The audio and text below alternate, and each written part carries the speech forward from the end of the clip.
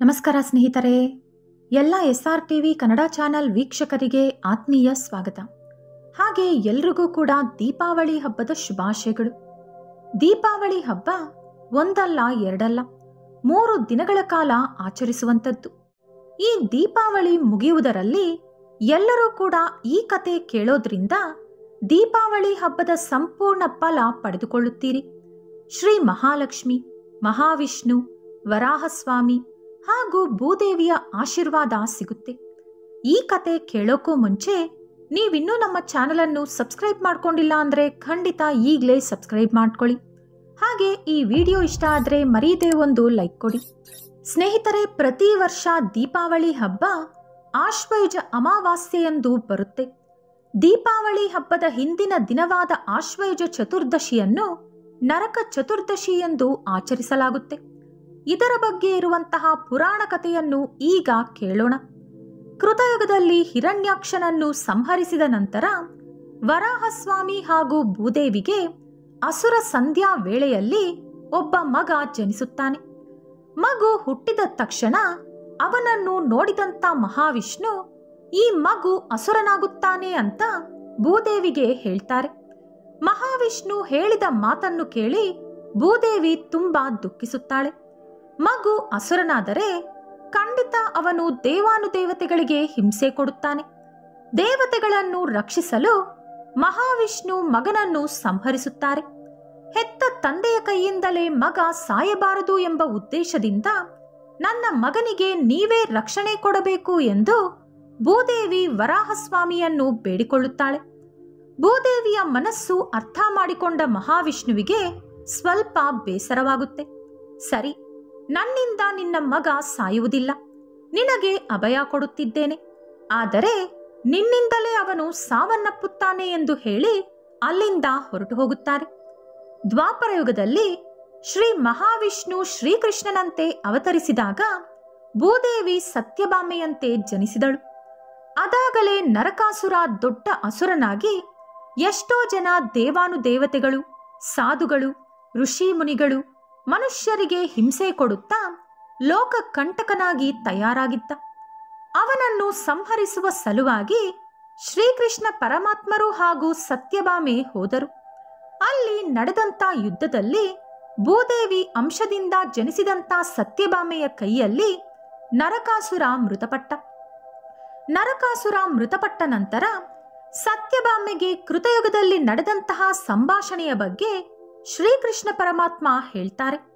ಮಗನನ್ನು ಕೈಯಾರೆ ಕೊಂದ ದುಃಖ ತಡೆಯಲಾಗದೆ ನನ್ನ ಮಗನ ಹೆಸರು ಚಿರಕಾಲ ಉಳಿಯುವಂತೆ ವರ ಕೊಡಿ ಎಂದು ಸತ್ಯಭಾಮೆ ಶ್ರೀಕೃಷ್ಣನನ್ನು ಕೇಳಿಕೊಳ್ಳುತ್ತಾಳೆ. ನಿನ್ನ ಮಗ ಮೃತಪಟ್ಟ ಈ ದಿನವನ್ನು ನರಕ ಚತುರ್ದಶಿ ಎಂದು ಪ್ರತಿ ವರ್ಷ ಎಲ್ಲರೂ ಒಂದು ಹಬ್ಬದಂತೆ ಆಚರಿಸುತ್ತಾರೆ. ಆ ರೀತಿ ನಿನ್ನ ಮಗನ ಹೆಸರು ಚಿರಕಾಲ ಉಳಿದಿರುತ್ತದೆ. ಹಾಗೆ ಪ್ರತಿ ವರ್ಷ ನರಕ ಚತುರ್ದಶಿಯಂದು ನರಕಾಸುರನ ಕತೆ ಕೇಳಿದರೆ ಅವರಿಗೆ ಜೀವನದಲ್ಲಿ ಕಷ್ಟ ಬರದಂತೆ ನಾನು ಕಾಪಾಡುತ್ತೇನೆ ಎಂದು ಶ್ರೀಕೃಷ್ಣ ಪರಮಾತ್ಮರು ಸತ್ಯಭಾಮೆಗೆ ವರ ಕೊಡುತ್ತಾರೆ. ನರಕಾಸುರ ಮೃತಪಟ್ಟ ಸಂತೋಷದಿಂದ ಮಾರನೆಯ ದಿನ 3 ಲೋಕದ ಪ್ರಜೆಗಳು ಕೂಡ ಹಬ್ಬ ಆಚರಿಸಿದರು. ಆ ಮಾರನೆಯ ದಿನ ಅಮಾವಾಸ್ಯೆಯಾದ್ದರಿಂದ ಜನರು ಇನ್ನು ಮುಂದೆ ನಮ್ಮ ಬಾಳಲ್ಲಿ ಕತ್ತಲು ಇರಬಾರದು, ನರಕಾಸುರನ ಪೀಡೆ ಹೊರಟು ಹೋಯಿತು ಎಂಬ ಉದ್ದೇಶದಿಂದ ಎಲ್ಲರೂ ಕೂಡ ಹಾದಿ ಬೀದಿಗಳಲ್ಲಿ, ಮನೆ ಮಠಗಳಲ್ಲಿ ದೀಪ ಹಚ್ಚುವ ಮೂಲಕ ಅಮಾವಾಸ್ಯೆಯ ಕತ್ತಲನ್ನು ಹೋಗಲಾಡಿಸಿ ಬೆಳಕನ್ನು ತುಂಬಿದರು. ಕಾಲಕ್ರಮೇಣ ಇದೇ ದಿನದಂದು ದೀಪಾವಳಿ ಆಚರಿಸುವುದು ವಾಡಿಕೆಯಾಗಿ ಬಂದಿದೆ. ಅಸುರ ನಾಶ ಹಾಗೂ ಧರ್ಮ ಸಂಸ್ಥಾಪನೆಗೆ ಚಿಹ್ನೆಯಾಗಿ ಅಮಾವಾಸ್ಯೆಯ ಕತ್ತಲನ್ನು ಓಡಿಸುತ್ತಾ ಲಕ್ಷ್ಮೀ ದೇವಿಯನ್ನು, ಅಂದರೆ ಬೆಳಕನ್ನು ಎಲ್ಲೆಡೆ ತುಂಬಲು ದೀಪ ಲಕ್ಷ್ಮಿಯನ್ನು ಪೂಜಿಸುವುದು ಆಚಾರ. ಈ ರೀತಿ ದೀಪಾವಳಿಯ 3 ದಿನಗಳ ಕಾಲ ಕೂಡ ನಿಮ್ಮ ಮನೆಯಲ್ಲಿ ಸಾಧ್ಯವಾದಷ್ಟು ಹೆಚ್ಚು ದೀಪಗಳನ್ನು ಹಚ್ಚುವುದರಿಂದ ನಿಮ್ಮ ಜೀವನದಲ್ಲಿ ಶುಭ ಹೆಚ್ಚಾಗಿ ನಡೆಯುತ್ತೆ. ಅಖಂಡ ಲಕ್ಷ್ಮಿ ಕಟಾಕ್ಷ ಪ್ರಾಪ್ತಿಯಾಗುತ್ತೆ. ಒಂದು ಸಾರಿ ಇಂದ್ರ ಮಹಾಲಕ್ಷ್ಮಿಯನ್ನು, ಅಮ್ಮ, ನೀವು ಯಾವಾಗಲೂ ಮಹಾವಿಷ್ಣು ಪಕ್ಕದಲ್ಲಿ ಕುಳಿತಿದ್ದರೆ ಹೇಗೆ? ನಿಮ್ಮ ಭಕ್ತರನ್ನು ಯಾವ ರೀತಿ ಕರುಣಿಸುತ್ತೀರಿ ಎಂದು ಕೇಳುತ್ತಾರೆ. ಆಗ ಮಹಾಲಕ್ಷ್ಮಿ, ಇಂದ್ರ, ನನ್ನನ್ನು ಯಾರು ತ್ರಿಕರಣ ಶುದ್ಧಿಯಿಂದ ಅಂದ್ರೆ ಕಾಯ ವಾಚ ಮನಸ ಶ್ರದ್ಧಾ ಭಕ್ತಿಯಿಂದ ಆರಾಧಿಸುತ್ತಾರೋ ಅವರ ಕೋರಿಕೆಯ ಪ್ರಕಾರ, ಅಂದರೆ ಮಹಾಋಷಿಗಳಿಗೆ ಮೋಕ್ಷಲಕ್ಷ್ಮಿ ರೂಪದಲ್ಲಿ, ಗೆಲುವು ಬಯಸುವವರಿಗೆ ವಿಜಯಲಕ್ಷ್ಮಿ ರೂಪದಲ್ಲಿ, ವಿದ್ಯಾರ್ಥಿಗಳಿಗೆ ವಿದ್ಯಾಲಕ್ಷ್ಮಿ ರೂಪದಲ್ಲಿ, ಐಶ್ವರ್ಯ ಬೇಡುವವರಿಗೆ ಧನಲಕ್ಷ್ಮಿ ರೂಪದಲ್ಲಿ, ಹೀಗೆ ಎಲ್ಲರ ಕೋರಿಕೆಗಳನ್ನು ಈಡೇರಿಸುವ ವರಲಕ್ಷ್ಮಿಯಾಗಿ ನಾನು ವರಗಳನ್ನು ಕೊಡುತ್ತೇನೆ ಎಂದು ಹೇಳಿದರು.